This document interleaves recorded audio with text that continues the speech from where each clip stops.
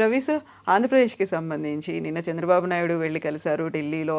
ఆ తర్వాత పవన్ కూడా వెళ్తున్నారని, ఇప్పుడు లేటెస్ట్గా ఏపీ సీఎం జగన్ కూడా ఢిల్లీకి వెళ్తున్నారు. విభజన హామీల అమలుతో పాటుగా బకాయిల వసూళ్లు వీటన్నిటి గురించి మాట్లాడుతున్నారు అనేదాన్ని.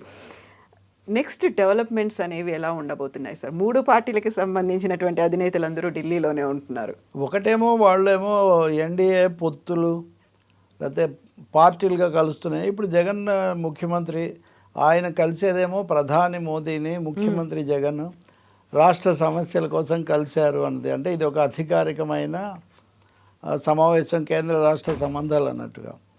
మొదటి నుంచి కూడా ఈ మూడు పార్టీలు వైసీపీకి బీజేపీకి అనుకూలంగా ఉన్నాయి, మద్దతు తెలుపుతున్నాయి. పవన్ కళ్యాణ్ కంటే అభ్యర్థి సభ్యులు లేరు, కానీ సభ్యులైన తెలుగుదేశం కూడా బలపరుస్తూనే ఉంది. కాకపోతే ఇప్పుడు ఈ సమయంలో వెళ్ళటం వల్ల, అంటే వాళ్ళ పొత్తులు ఖరారు అవుతున్నాయి ఇదంతా అంటున్నప్పుడు జగన్ సరిగ్గా ఈ సమయంలోనే వెళ్ళటం అన్నది తప్పకుండా కొంచెం ఆసక్తి కలిగిస్తుంది, అనుమానాలు ఆలోచనలు కూడా తీసుకొస్తుంది. అంటే కేంద్రం మీద మీరు పొత్తు పెట్టుకోవద్దండి అని ఒత్తిడి చేయడానికి జగన్ ప్రయత్నం చేస్తారు, వెళ్తారా అనేది ఒక అనుమానము, లేదా ఎవరైనా కానీ మామూలుగానే ఒక మాట. లేదంటే రెండో వైపు నుంచి చూస్తే కనుక బీజేపీ ఎలా స్పందిస్తుంది అని. మీరు మూడో మాటగా అడిగింది రాజ్యసభకు అభ్యర్థులను ఈరోజే ప్రకటించడానికి, దీనికి కూడా ఒక లింక్ ఉందని కూడా మనం చెప్పొచ్చు. ఎందుకంటే రాజ్యసభలో దాదాపు ఇప్పుడున్నవి ఇంకో 10-11 స్థానాలు, 12 అనుకుంటా ఉండబోయే వైసీపీ మద్దతు బీజేపీకి చాలా చాలా ముఖ్యం కదా. ఇలాంటి సమయంలో మరొక 3 రాజ్యసభ స్థానాలు యాడ్ చేసుకుంటూ దానికి అభ్యర్థులుగా వైవి సుబ్బారెడ్డి, ఆ తర్వాత గువ్వాల బాలరాజు, గొల్ల బాబురావు, మూడోది మేఘా రఘునాథరెడ్డి, ఆ ముగ్గురు పేర్లు తీసుకొని వాళ్ళను సరే రాజ్యసభకు వస్తారా లేదా, కౌన్సిల్ అప్పుడు ఓడిపోయినట్టుగా మండలిలాగా ఒక సీట్ పోతుందేమో అనే చర్చ జరిగింది. కానీ అసెంబ్లీలో ఉన్న బలాబలాలను బట్టి చూస్తే అది దాదాపు దుస్సాధ్యం అని చెప్పాలి. ఎందుకంటే 142 మంది సభ్యులు ఓటేస్తే గెలుస్తారు. సో వీళ్ళకున్న 150లో పోయిన వాళ్ళు పోగా అది గెలిచే అవకాశం అధికార పార్టీకి చాలా ఎక్కువగా ఉంటుంది. రెండోది టీడీపీకి సొంతంగా ఉంది 18, పోయిన వాళ్ళు పోగా అక్కడ కూడా. సో అప్పుడు 42 అంటే చాలా ఎక్కువ. 24 మంది ఇటు నుంచి 20 మంది అయినా కనీసం ఓటేయాలి. అంత జరగకపోవచ్చు. సో మాకు ఇంత రాజ్యసభ బలం కూడా పెరుగుతుంది అనేది ఒకటి ఉంటుంది. మూడవది, మాకు ఈ సందేహాలు కలుగుతున్నాయి, రాజకీయ చర్చ ఇదంతా ఏంటి అని కూడా ప్రధాని ముందు రాజకీయ భాషలో ఏదో ఒక విధంగా క్లారిఫై చేసుకునే అవకాశం కూడా ఉంటుంది. తప్పకుండా ఇది ముఖ్యమైన కీలకమైన సమయంలో జరుగుతున్న ముఖ్యమైన పర్యటనగా చెప్పాలి. కొన్ని గంటల వ్యవధిలోనే ముగ్గురు అధినేతలు అక్కడే ఉండడం అనేది, ఆల్రెడీ ఒక భేటీ జరిగింది. చంద్రబాబు నాయుడు, అమిత్ షా కలిసి కూర్చుని మాట్లాడుకున్నారు. ఆ తర్వాత నడ్డాతో కూడా భేటీ అయ్యారు అనుకున్నప్పుడు జగన్ ప్రధానమంత్రి నరేంద్ర మోదీతోనే భేటీ అవ్వడం అనేది సార్. అదే కదా, ఇక్కడ ముఖ్యమంత్రి జగన్ కాబట్టి ప్రధానమంత్రి నరేంద్ర మోదీతో సమావేశం అవుతారు. వాళ్ళేమో అమిత్ షా దగ్గర ఆగిపోతుంది, మళ్ళీ అమిత్ షా వచ్చి ఈయనకు బ్రీఫ్ చేయటము ఇవన్నీ కూడా జరుగుతాయి. ఇక్కడ ఒకటి ఇదంతా బీజేపీ ఆడుతున్నటువంటి ఒక పెద్ద జగన్ నాటకం అనుకుంటే, జగన్ పేరు ఈయనది అయినప్పటికీ జగన్ నాటకము మోడీది అనుకుంటే, వాళ్ళు ఈ మూడు పార్టీలను లేదా ఆంధ్రప్రదేశ్ వ్యవహారాలను తమ గుప్పిట్లో పెట్టుకోవటం ఎట్లా అనే ఆలోచనే, ఆ వ్యూహంతోనే వాళ్ళు ఇదంతా చేస్తున్నారు అనిపిస్తుంది. జగన్ తన వరకు ఆయన నిన్న కూడా శాసనసభలో ఒక చిన్న తేడా ఉంది. బీజేపీ తెలుగుదేశానికి వైసీపీకి వాళ్ళు కూడా మద్దతు ఇస్తున్నారు, అది నిజమే. కానీ ఎలా అయినా మోదీని మూడోసారి ప్రధాని చేయడమే నా లక్ష్యం అని పవన్ కళ్యాణ్ ప్రకటించాడు. రాష్ట్ర ప్రయోజనాలు నాకు కావాలి, నేను ఎప్పుడు మోదీని బలపరుస్తున్నానని చంద్రబాబు ప్రకటించాడు. కేంద్రంలో వచ్చేసారైనా కానీ వాళ్ళకి పూర్తి మెజార్టీ రాకుండా ఉంటే చాలా బాగుంటుంది, అప్పుడు మన రాష్ట్ర ప్రయోజనాలు మనం నెరవేర్చుకోవచ్చు అని నిన్న కూడా, ఇంతకుముందు ఒకసారి అన్నారు జగన్, నిన్న కూడా శాసనసభలో అన్నారు. అంటే ఆ మాట అంటున్నారు అంటే కొంచెం పూర్తిగా బలపరచట్లేదు. అలాగే రాజ్దీప్ సర్దేశాయి ఆ మధ్య, మీరు రేపు పొద్దున వేరే పార్టీ కేంద్రంలో గెలిస్తే ఏం చేస్తారు అన్నప్పుడు we will take a relook అంటే అప్రాపరియేట్ టైం అని ఆయన అది కూడా చెప్పున్నాడు. అంటే మేము వీళ్ళతోనే ఉండబోతున్నాము, ఎన్డీఏ సరైన సమయంలో తీసుకుంటాము అలాంటి పరిస్థితి వస్తే అని, వెనకాడము అని. కాబట్టి ఇవన్నీ బీజేపీ దృష్టిలో కూడా ఉంటాయి. వీళ్ళకి రాష్ట్రమే కానీ వాళ్ళు జాతీయ స్థాయిలో కావాలి. కాబట్టి నా ఉద్దేశంలో నరేంద్ర మోదీ వాళ్ళతో చర్చల్లో పాల్గొనడం అమిత్ షా దగ్గర ఆగిపోతాయి.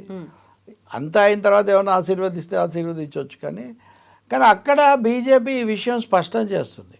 ఏమని అంటే, మేము మీతో పొత్తు పెట్టుకున్నప్పటికీ వైసీపీతో మా సంబంధాలు ఉంటాయి, మేమేదో వాళ్లకు పూర్తి ఇదైపోయి వాళ్ళ మద్దతు తీసుకోమని చెప్పే పరిస్థితి ఉండదు.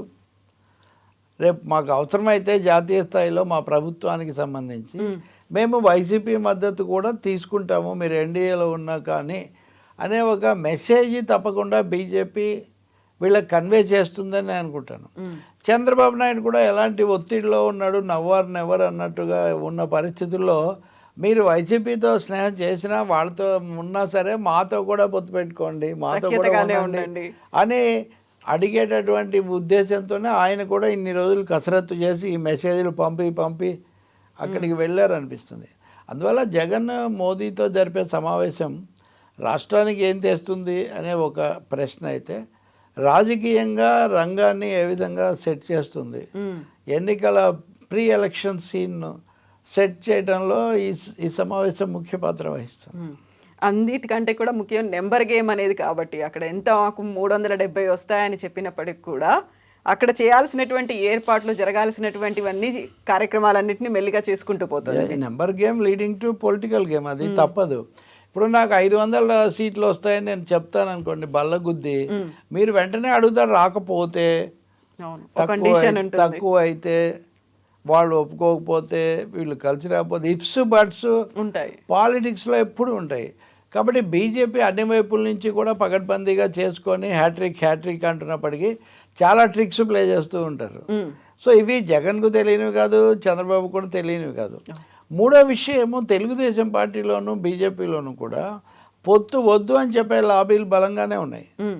ఈ క్షణంలో కూడా తెలుగుదేశం చంద్రబాబుకు అలా చెప్పేవాళ్ళు, మన స్వతంత్రత పోతుంది, మనం పూర్తిగా లోపడిపోతాము, గతంలో దెబ్బతిన్నాము, అన్నింటిని మించి వైసీపీ అనేది చూడండి సింగిల్ సింహంగా వస్తుంది, నేను ఎవరితో పొత్తు పెట్టుకోలేదు, వాళ్ళకు పాట ఉంది కదా పల్లవి, జెండాలు మావి కలవు, వాళ్ళందరూ కలిసి ఓడించాలనుకుంటున్నారు, పైగా ప్రత్యేక హోదా ఇవ్వని పార్టీతో వీళ్ళు పొత్తు పెట్టుకుంటున్నారు, గతంలో తిట్టారు, యూటర్న్లు, వీళ్ళకు స్థిరత్వం లేదు, వ్యక్తిత్వం లేదు అని ఇలాంటి దాడి చేసే అవకాశం కూడా ఈ పొత్తు వల్ల వస్తుంది. సో ఇవన్నీ జగన్ ఒకసారి తన మద్దతును కూడా పునరుద్ఘాటించే అవకాశం కూడా తీసుకోవచ్చు.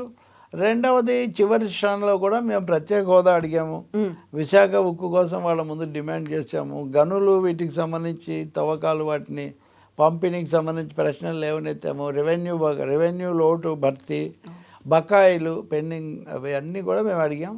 మేము రాష్ట్రం కోసం గట్టిగా నిలబడుతుంటే వాళ్ళేమో తమ అధికారం కోసం వాళ్ళ ముందు మోకరిల్లారని. ఒకటేదో చంద్రబాబు అమిత్ షా ముందు ఇదైనట్టుగా ఒక ఫోటో వైరల్ అయింది అంటారు. అది వైరల్ అయిండొచ్చు, తప్పకుండా అది వైరల్ అయి ఉంటుంది, ఎందుకంటే అంత పరిస్థితి ఉండకపోవచ్చు. కానీ రాజకీయంగా మటుకు ఈ పార్టీలు అలా లోబడిపోతున్న మాట అయితే నిజమే, అది వాస్తవమే. మరి ఇప్పుడు జగన్ను కలిసిన తర్వాత మోదీ ఇక్కడ మీరు అది కూడా చూడాలి, అక్కడ వాళ్ళు కాదు, ఈయన top leader of the ruling party, ఆయన కలుస్తారు. కాబట్టి ఇవి అప్పుడే టీడీపీని బలపరిచే కొన్ని ఛానల్స్లో మొదలుపెట్టారు, వాళ్ళిద్దరూ కలిసి స్కెచ్ చేస్తున్నారు. ఆ స్కెచ్ కోసమే జగన్ ఢిల్లీ వెళ్తున్నారు, మీ తెలుగుదేశం తెలియకుండా ఈ స్కెచ్లో ట్రాప్లో పడిపోతూ ఉంది అనే మాట వాళ్ళు కూడా మొదలుపెట్టారు ఇప్పటికే. కాబట్టి ఇలాంటి అనేకమైన రకరకాల భిన్న కథనాల మధ్య జగన్ పర్యటన జరుగుతుంది. ఇప్పుడు సర్వేలు వాటిని చూస్తే కూడా ఇప్పుడు టైమ్స్ నౌ వీళ్ళకి అనుకూలంగా చెప్తే, మళ్ళీ ఇండియా టుడే తెలుగుదేశంకి అనుకూలంగా చెప్తే రకరకాల సర్వేలు వస్తున్నాయి. అంటే రూల్ అవుట్ చేసి ఇంకా అయిపోయింది. అన్నిటికంటే పెద్ద పాయింట్ వైసీపీ వాళ్ళు చెప్పేది ఏంటంటే, మీకు అంత నమ్మకం ఉంటే మీరే గెలవచ్చు కదా, ఎవరెవరినో ఎందుకు బతిమాలుతున్నారు, వాళ్ళ చుట్టూ వీళ్ళ చుట్టూ ఎందుకు తిరుగుతున్నారు, సో పైకి మీరు మేకపోతే గాంభీర్యం చూపిస్తున్నారు, కానీ మమ్మల్ని ఎదుర్కోలేమని మీరు వైసీపీ తెచ్చుకుంటే, బీజేపీ మద్దతు తెచ్చుకుంటే అది మీ బలహీనతే కదా. ఇలాంటివన్నీ బహుశా జగన్ మోదీ మధ్యలో ఏదో ఒక భాషలో వస్తాయి. రెండోది వాళ్ళిద్దరు మాట్లాడినప్పుడే కాకుండా పక్కన కూడా మాట్లాడతారు. నిజంగా అయితే తెలుగు వాళ్ళు ఇప్పుడు కోరుకునేది, ఏపీ ప్రజలు జగన్ను ఈ చివరిసారైనా మోదీ ముందు ఇవన్నీ కూడా గట్టిగా అడగాలి, వాటికి సంబంధించి సాధించగలిగినవి సాధించాలి, ఆ విధంగా రాష్ట్రం మీద ఫోకస్ ఉండాలని చెప్పి కోరుకుంటారు. ఇంకా ఎవరెవరి పొత్తులు ఎవరెవరి ఎత్తులు వాళ్ళు వేస్తూనే ఉంటారు. So leaving no stone unturned అన్నట్టుగా ఇప్పుడు అన్ని పార్టీలు అటే చూస్తున్నాయి, బీజేపీ కూడా కావాలనుకుంటుంది కూడా. అంటే ఖచ్చితంగా అంటే రాష్ట్రానికి ఇంకో సమస్య కూడా ఉంది. ఒక 50,000 కోట్లు కావాలి తక్షణం. ఈ 4 నెలలు ఈ అవసరాలు ఓట్ ఆన్ అకౌంట్ నిన్న పెట్టారు కాబట్టి. నదీ జలాలకు సంబంధించి కృష్ణా వాటర్ మీద భీకరంగా వాదోపవాదాలు 2 రాష్ట్రాల మధ్య జరుగుతున్నాయి. సో ఇలాంటి పరిస్థితుల్లో ఇంకొన్ని చిన్న చిన్న అంశాలు, తక్షణ అంశాలు ఉన్నాయి. సో వీటిని ఇంకా ఒకసారి నోటిఫికేషన్ వచ్చిన తర్వాత ఈ పరిస్థితి కూడా ఉండదు. సో ఆయన ఆ ఛాన్స్ తీసుకుంటున్నారేమో అని అనిపిస్తుంది. మూడవది, ఒక మాట మోదీ నాకు చెప్పినా చెప్పొచ్చు, వాళ్ళు ఎవరో స్కెచ్ అన్నట్టుగా, మా రాజకీయ అవసరాల కోసం మేము ఏదో చేస్తున్నాము. ఏపీలో ఉన్న పరిస్థితుల్లో హిందుత్వ రాజకీయాలు అనుసరించే బీజేపీ క్రిస్టియన్స్ను బాగా ప్రోత్సహిస్తారు, లేకపోతే వాళ్ళు ఓట్లు వేయించుకుంటారు అని పేరున్న వైసీపీతో పొత్తు పెట్టుకోవడం అనేది కుదరదు. అందుకని మేము కూడా ఏం కాదు అని చెప్పడానికే జగన్ నిన్న కూడా స్వాత్మాత్మానంద స్వామి అయినవారు, స్వాత్మానందేశ్వర ఆయనతో తీసుకున్నారు. టీటీడీలో ఏదో సదస్సు పెట్టారు, అనేక వాళ్ళు కూడా చేస్తున్నారు. సో ఈ రాజకీయంగానే కాకుండా ఈ మతపరమైన ఆధ్యాత్మికపరమైన పోరాటం కూడా జరుగుతుంది. ఇవన్నీ తెలుసు కాబట్టే మోదీని చంద్రబాబుని నమ్మినట్టు నటిస్తున్నారా, నమ్ముతున్నారా? అలాగే మోదీ చంద్రబాబుని నమ్ముతున్నట్టు నటిస్తున్నారా? రాజకీయాల్లో ఎవరు ఎల్లకాలం లేదా పూర్తిగా నమ్మాల్సిన అవసరం లేదు. రాజకీయంగా ఇప్పుడు ఏది అవసరం అనేది చేయాలి. ఇక్కడ ఈయన ముఖ్యమంత్రి కూడా కాబట్టి తమ పార్టీ కోణం, రాష్ట్ర సమస్యలు కూడా మేళవించి కొంత సహాయం పొందడానికి ప్రయత్నం చేస్తారు. రెండవది, నేను చివరి వరకు అడుగుతూనే ఉన్నాను అని చెప్తారు. మూడవది, ఇందాక మీడియాలో వస్తుందని చెప్పానే, బాపు సినిమాలోనో కొన్నిట్లో చూపిస్తుంటారు, సందేహాలు సృష్టించడానికి కూడా ప్రత్యర్థి శిబిరంలో. అంటే ఎన్ని చెప్పినా మోదీ జగన్తోనే ఉన్నారు, జగన్కి ఆయన ఆశీస్సులు ఉన్నాయనే ఒక సందేహ బీజాలు నాటడానికి కూడా ఈ సమావేశం ఉపయోగపడుతుంది. Yes sir, thank you sir.